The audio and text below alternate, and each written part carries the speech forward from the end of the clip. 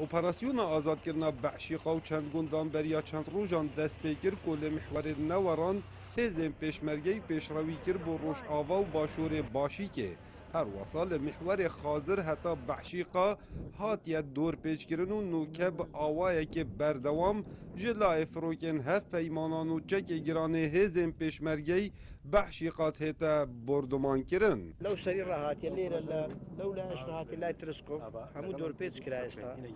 همو محور كان جيشتين ويك ديستا تيارش افشو باشي ليدا يعني بيش صغار هيك ديا والله لبروا اتيانتي زورا خوكوش زورا سيارة انتحاري هي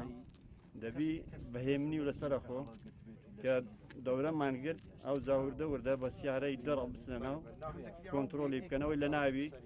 بقرن وبكوجن ما يعني دا همو طيارة بمبارام كدية وبيشمرجي او دوسير رجع قصفت كان من نفرك كي ما يعوج اگر ما بيت لبن عرضيتوني مقاومه ده هتا زانین لی و هفت و زیر وانی و دجا تیرور و هزن هف پیمانان بش داری ده اوه اپراسیون دا کر بو به گوره لدوانین هزن پیشمرگی تا نوکه اف اپراسیونه یا سرکفتیه اگر تو بی سیدشی جغرافیه و منطقه بکی بحکمی اوی امناوچه چی فراوانه و کراویه لگل موصل و دتوانین برین سرسنوره لگل شاری موصل داعش لێرپانە چەندەها تونێری مشەبەکی لێدراوە تونێلەکان چەند تونێلێکن لێک بەستراوەتەوە و زیاتر وەکو ئەم ناوچەیە وەکو خەتی سەد بەکاری هێناوە ئەم ناوچەیە وەکو خەتی سەد کە بەکار هاتووە حتمەن داعش خۆی لێ قایم کردووە و چەندین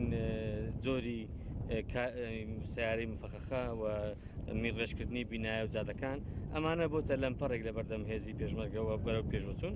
بەڵام خۆشبەختانە بە پلانێکی تۆکمەی هێزی پێشمەرگە توانرا ئەمڕۆ گەمارۆ بدرێن. اوه چپرم پیشیه نین محور باشی که کنها باشی که هاتیه دور پیچ کرن جلای هزم پیشمرگی و او بردمان کرنا فروکن هف پیمانان یا بردوامه بوی چنده که درفت هبیتن پیشمرگه کنترولا باجر که باشی که بکتن. کاوا عمر دنگ امریکا دشتا موصل محور باشی که